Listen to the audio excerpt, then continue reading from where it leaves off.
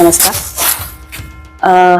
मी doctor Anjali Gaud, Andhori गटातून तोडगा पंचायत समितीसाठी महायुतीतर्फे निवडून आलेली आहे. आज मी आभार मानणार आहे सगळ्यांचे.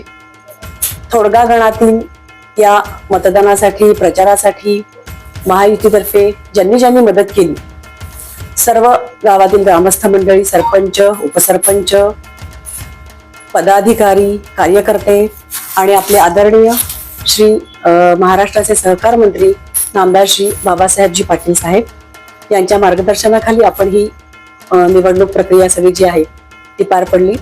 आणि या निवडणुकीमध्ये मला प्रत्येक गावामधील महिला भगिनी ज्या आहेत, ज्या आपल्या लाडक्या बहिणी आहेत, त्यांनी पण खूप खूप मला मदत केली.